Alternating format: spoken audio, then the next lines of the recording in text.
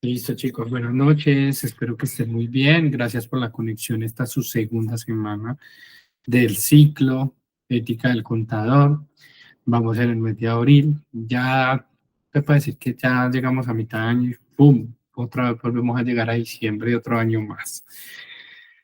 Suena charro estar pensando en eso, pero es la verdad. Lo que estaba haciendo acá, chicos, es que muchas veces, por ejemplo, ahorita un compañero me estaba escribiendo el 2257 que no lo tenía agendado. Acabo de actualizar agendas para, para que otra vez, bueno, los que no la tienen se conecten, los que la tienen pues ya saben cómo ingresar y demás. ¿Listo? Entonces, recuerden que cuando yo tengo pocos estudiantes y las materias no son tan prácticas, me refiero a pocos estudiantes cuando las listas no me superan de 60 a 70 personas, combinando los grupos. En este caso, inicialmente tengo dos grupos acá, el 522, 56 y 57. Adicional, sé que tengo una personita, no más, del 511, 41, que a mí me hace, no sé si ya me has aceptado la invitación, y los que acabo de ver ahorita, que son dos personas del 522, 77. ¿Listo? Como para que lo tengan presente, eh, de las personas que estamos teniendo en el momento como tal. ¿Listo? Así que se me quedó otro grupo por fuera, no lo tengo ya ¿cómo se diría? Como en el radar como tal, como en el radar, no lo tengo presente. Me tocaría entrar a verificar uno a uno, pero bueno, vamos iniciando. Vamos a hacer un breve resumen. Por acá tengo, recuerden que para todas las plataformas tengo lo mismo, todos están igualitos, tienen la misma parametrización, 522.57. Entonces vamos a hacer un resumen, chicos. Bueno, primero, yo les comentaba en la clase anterior que vamos a ver unos temas. ¿Listo? Vamos a ver unos temas de fraude contable. ¿Cuáles son esos temas? Vamos a ver lo que es fraude contable Salucot, fraude Interbolsa, fraude Parmalat, fraude Enron y fraude Lehman Brothers. ¿Listo? Cada uno de ellos va a comprender un quiz y un parcial. Resulta que todo va a tener como fecha de entrega el 24 de, perdón, el 19, entre el 19 y el 20 de mayo. Todo va a estar con fecha de entrega entre el 19 y el 20 de mayo. Es decir, yo cada semana voy a estarles ayudando, socializando el caso de estudio más la evaluación. Son dos oportunidades. Ahorita me pasó algo en el anterior curso. Me dijeron, profe, es que yo contesté a ver cómo me iba y saqué un 2. Prefiero contestar con usted. Si se gastan los dos intentos y les fue mal, yo desde la clase anterior fui claro y les dije, si se esperan, yo les ayudo. Si no, ya eso va en conciencia de cada uno. ¿Listo? Yo cumplo con ayudarles y explicarles el día de hoy. Entonces, siendo así, vamos a ingresar de una vez aquí donde tengo mi archivo de los casos de fraude contable y vamos a ver explícitamente el caso de fraude Salucot. Ese caso de fraude Salucot va a ir hilado o combinado con el quiz 1. Ojo, antes de hacerle el quiz y el parcial me están diciendo, es que yo no lo tengo habilitado. Sí lo tienen, pico, sí lo tienen. Sino que antes de contestar un quiz y un parcial, deben de contestar primero la evaluación docente. Contestan la evaluación docente y ahí sí ya les da paso a contestar lo que es el quiz 1 y el parcial 1. ¿Listo? En este caso, el quiz 1 es del fraude contable Salucop. El quiz está igualito para las dos plataformas. Uy, me falta subirles el video de la clase anterior, ahorita lo hacemos. Primera pregunta dice, ¿cuál fue la consecuencia inmediata del fraude contable de Salucop? Tenemos expansión del mercado, aumento de la reputación de la empresa, premios por prácticas contables innovadoras y pérdida de clientes. Segunda pregunta, ¿qué medidas regulatorias se implementaron como resultado del fraude contable, del fraude en Salucop? Auditorías financieras más estrictas, cambios en legislación contable y sanciones. Siguiente pregunta. ¿Cuál fue la principal táctica utilizada en el fraude contable Salucop? Creación de cuentas falsas, inflación de ingresos, manipulación de gastos y todas las anteriores. ¿Qué entidad reguladora supervisó el caso de fraudes contables Salucop? El Departamento de Justicia de Estados Unidos, Fiscalía General de la Nación, Superintendencia de Sociedades, Superintendencia Financiera. Quinta pregunta. ¿Cuál fue el papel de la alta dirección de Salucop en el fraude contable? No estaba involucrada, víctimas del fraude, participación activa en el fraude e ignorancia consciente. Chicos, estas son las 5 preguntas que vamos a ver, pero primero vamos a desarrollar el estudio vamos a leer el fraude contable. Por favor, el hecho de que aquí salga que una de las respuestas es la A no quiere decir que es la A en todas, no. Las respuestas van a salir aleatorias.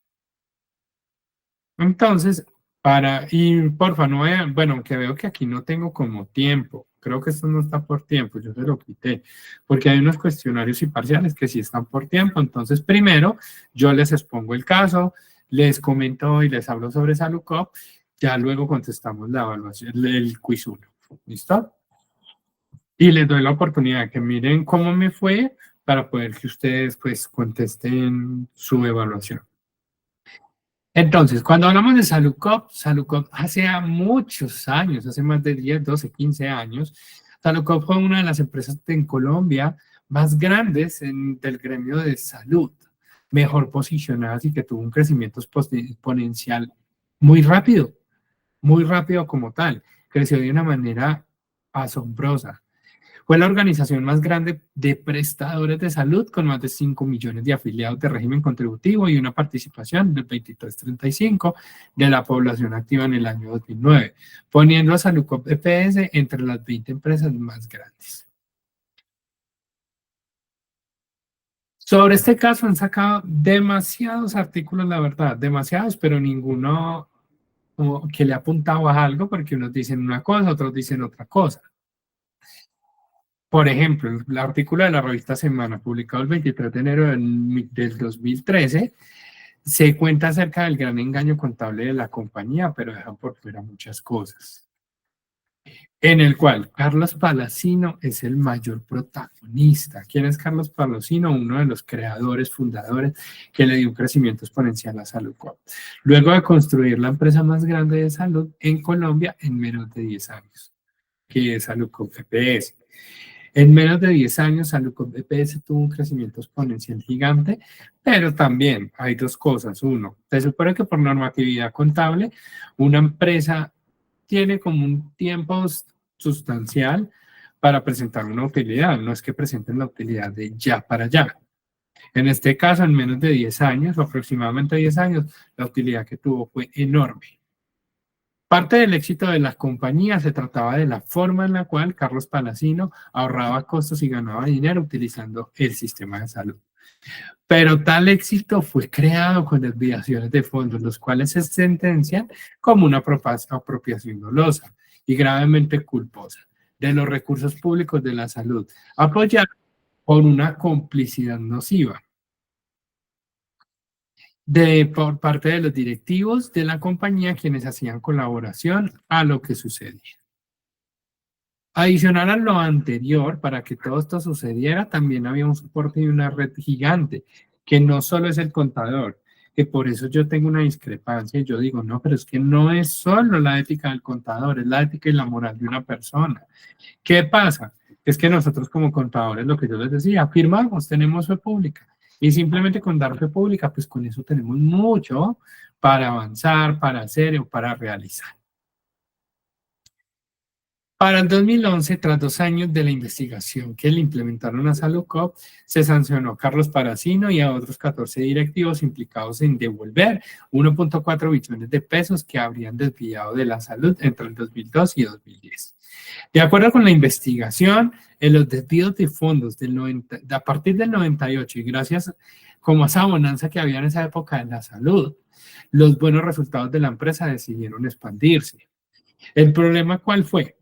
Que esto no fue realizado con recursos de sus accionistas o aportes, sino que era con la misma empresa como tal, sacando de un lado para invertir en otro, dejando primero de pagar, ojo, oportunamente los servicios de salud o sus proveedores. Así fue que se expandieron. Dejaban de pagar deudas para expandirse. De esta forma, logró posicionarse como una de las 20 empresas más grandes en Colombia, como se mencionó anteriormente. ¿Qué maniobras financieras y contables se hallaron como tal? De acuerdo a lo que encontró la Contraloría o a su fallo, las prácticas irregulares de los desvíos fueron a partir del 98 y fueron creciendo de manera exponencial.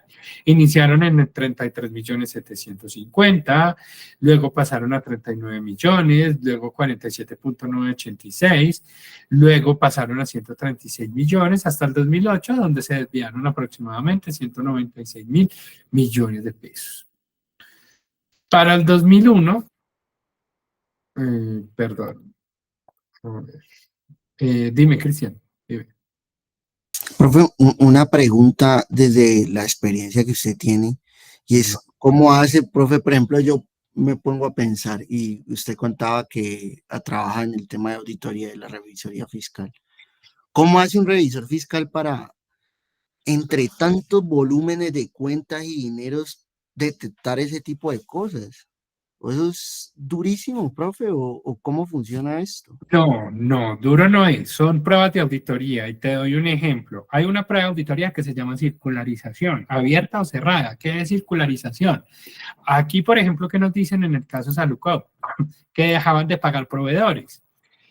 Por regla general, un revisor fiscal, un auditor, digámoslo así, mira la cuenta de proveedores 220505 y tiene 100 millones de pesos y esos 100 millones están divididos en 50 terceros.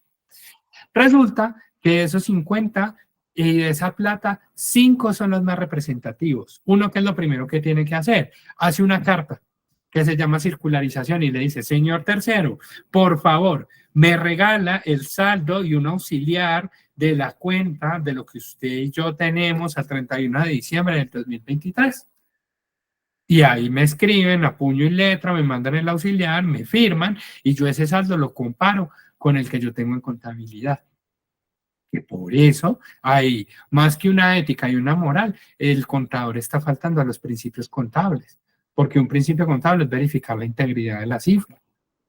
De que es duros en el sentido de que le contesten la carta, pero eso por ahora es muy natural, que tú recibas una carta y te digan, ven, por favor, dime qué saldo tienes por cobrar y por pagar conmigo.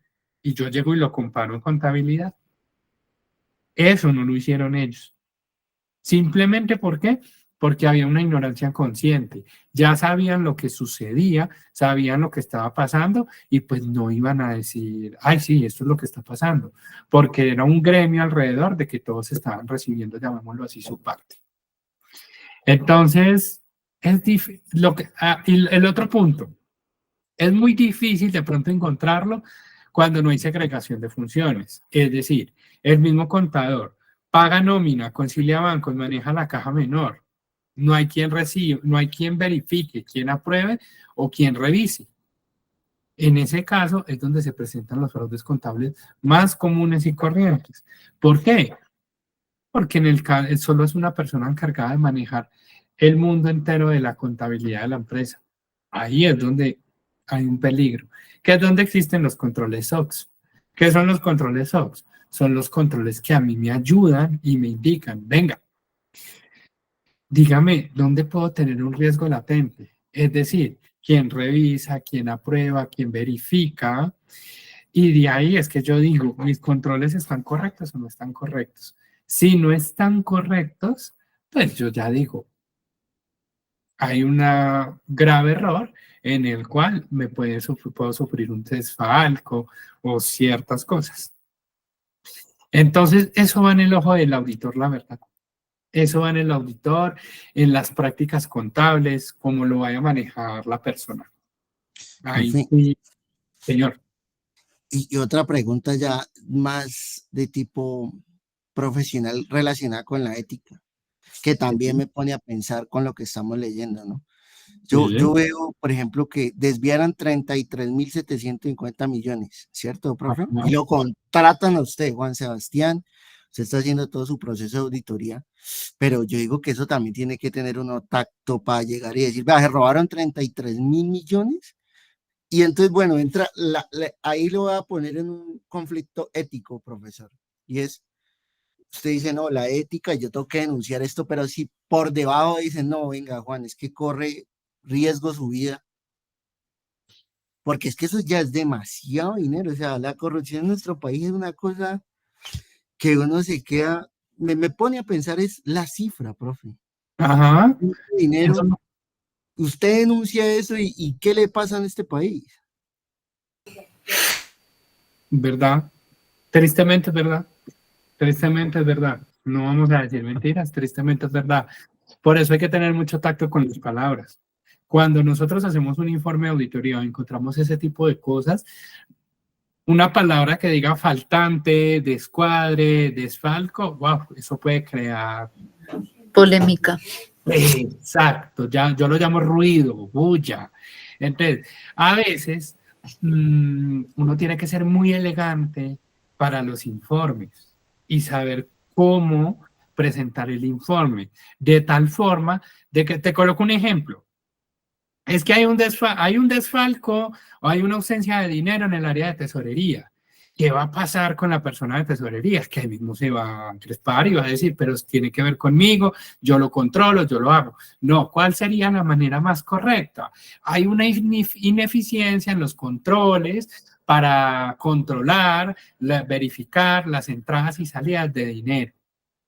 Con ese cambio de palabra, de ineficiencia en los controles, no se está diciendo, es que es la persona de tesorería, simplemente es el control, porque hay que aclarar que no solo es la tesorería, es la de contabilidad, la de nómina, la de gestión humana, hay que mirar de dónde viene y de dónde se alimenta tesorería.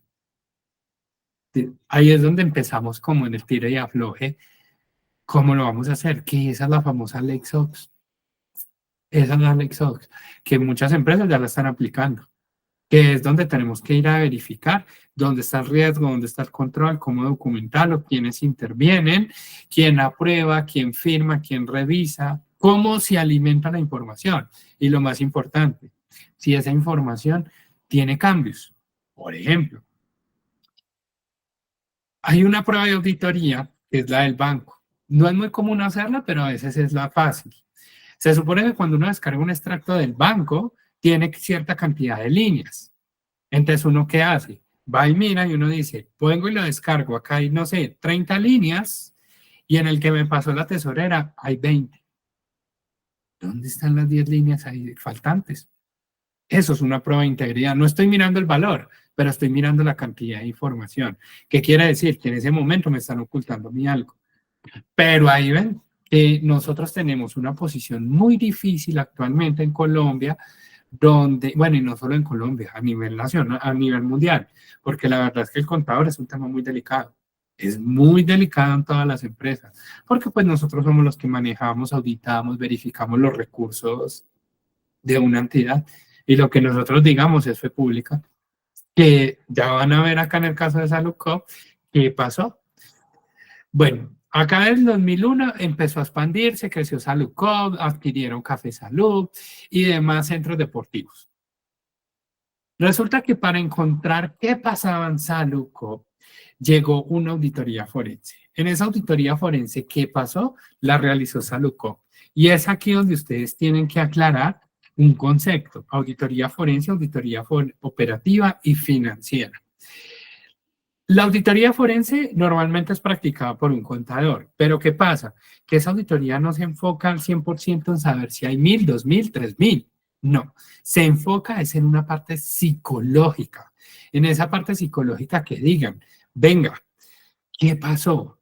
Les doy un ejemplo, yo mando a la tesorera. La tesorera compró carro, viajó a Dubái, tiene iPhone, tiene a los hijos en la mejor universidad y la tesorera no hacía eso, sino que lleva 3, 4 meses.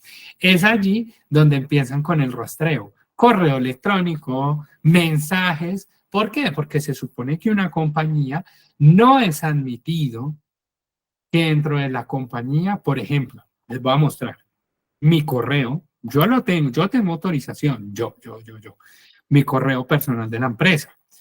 Yo tengo autorización para la salida de correos, Hotmail, Gmail o extensiones que no sean de clientes con los que yo trabajo, por el rango que tengo. Pero hay personas que dependiendo del cargo no lo tienen. ¿Por qué? Porque se supone que eso es una salida de información confidencial de la empresa a un correo que no le compete. Entonces son cosas que hace la auditoría forense. Empieza a investigar desde una situación actual a ver hasta dónde llega. En esta auditoría, ¿qué encontraron? Cheques falsos para realizar los recobros al sistema de salud y usarlos con otro fin. Se lograron identificar alrededor de 8.021 cheques por 266.988 millones, los cuales nunca fueron entregados a sus destinatarios y posteriormente fueron anulados. Pero en contabilidad se encontraba cancelada la obligación. Miren, es muy normal ustedes encontrarse contabilidades de ese tipo, donde en contabilidad, como el saldo está cancelado, yo lo omito. Cuando resulta que me llega una carta a los 2, 3, 4 meses diciendo, no, es que ese saldo ustedes no me lo pagaron, yo no tengo salida del banco, no tengo nada. Entonces, es ahí donde empiezan a indagar y a investigar qué pasó, porque tienen esa situación de esa manera. Y es donde empiezan uno a depurar la contabilidad.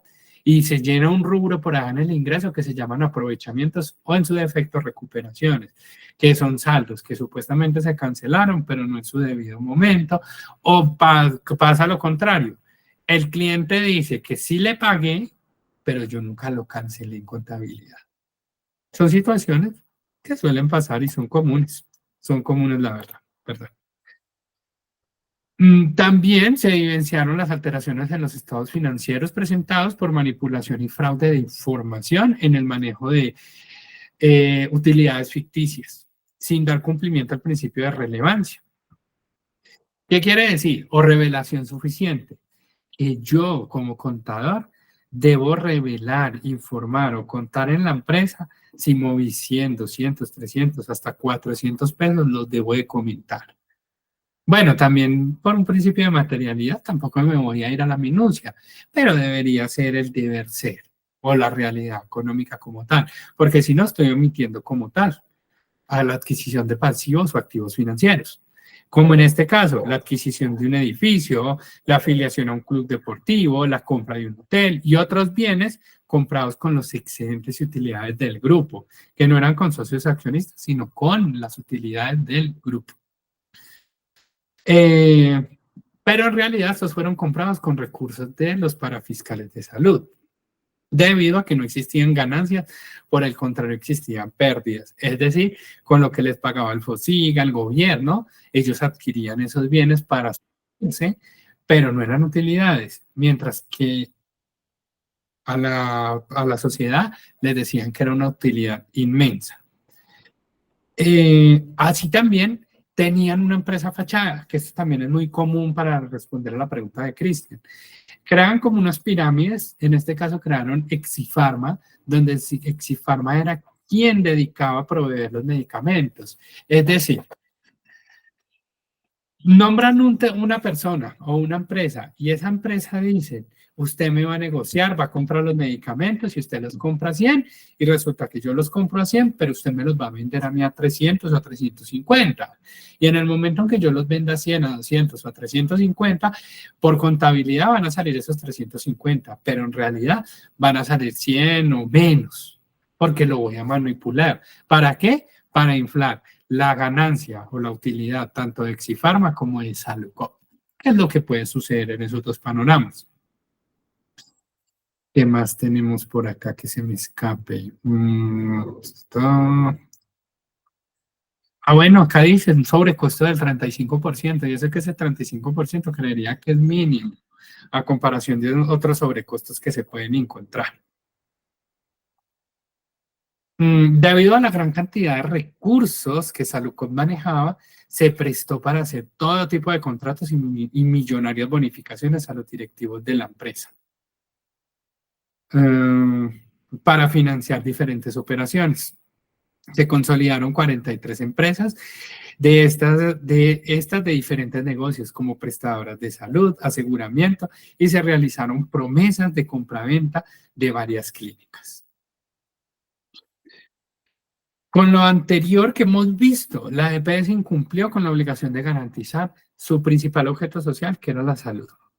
¿Listo? ¿Por qué? Porque los terceros que dijeron, o los proveedores, si usted no me está pagando, yo ya no le puedo prestar el servicio de salud. Porque en el momento, usted a mí no me está ayudando, no me está cancelando y estamos en un saldo rojo. Grupos afectados como tal de toda esta posición. Los afiliados fueron los principales afectados. ¿Por qué? Porque dejaron de percibir el servicio de salud o, en su defecto, el medicamento. Pacientes como de VIH, cáncer, que es muy similar a la situación que está pasando en este momento con Compensar, que Compensar tiene esa situación como tal, que Compensar llega a cerrar y en el momento, plop, muchos pacientes de alto costo para donde los remitan, va a ser difícil que los reciban. También los empleados en esa época de Salucop, ¿por qué? Porque para Salucop en esa época era... Los empleados esperaban, como todos, un salario o una liquidación, un pago de prestaciones, y se puede decir que trabajábamos gratis, o trabajaron, porque yo no trabajé, esperando un pago, porque si renunciaban o se iban, pues simplemente Saludcop les prometía un pago, pero podía que nunca llegara. Otros afectados en esta práctica fraudulenta, pues los proveedores y los acreedores, que la suma de deuda fue de 600.000 millones de pesos. Como otros afectados civiles, en el cual hubo problemas, dilemas políticos y demás, donde se empezaron a echar la pelota al uno al otro, porque se supone que existe el Ministerio de Salud, la Industria y Comercio, la Fiscalía General de la Nación y demás entidades que deberían de hacer caso y verificar qué está pasando. Consecuencias para los implicados, pues para Palacino, al final por allá lo lograron llevar a la cárcel como tal, pero al principio quedó libre y se rompieron como, ¿cómo se podría decir? Hay un tiempo estipulado y por ese tiempo estipulado pues no le volvieron a hacer nada y quedó libre como tal. Y pues lo más importante y lo más sonado, chicos, es que derivado de todo este proceso, que se me hizo la noticia, por acá lo tenía, o lo más sonado de esa época, 2012, 2013, 2014, fallece el revisor fiscal de Salucop.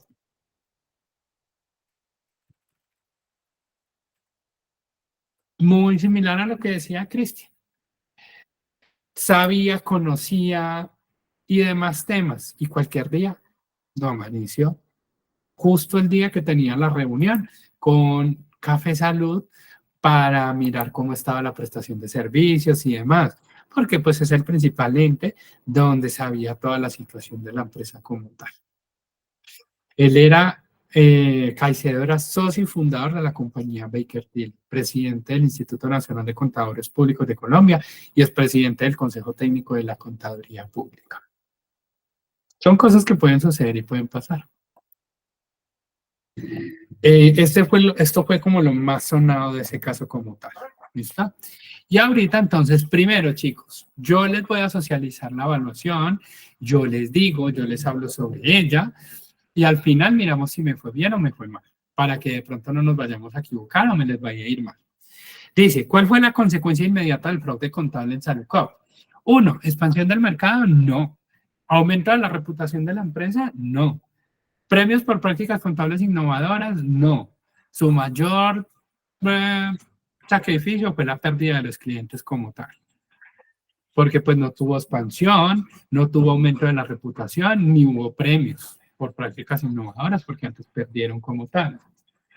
¿Qué medidas regulatorias implementaron como resultado del fraude en Salucop?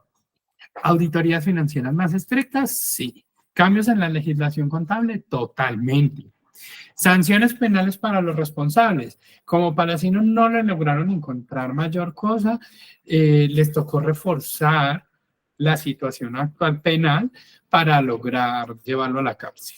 En este caso, es todas las anteriores.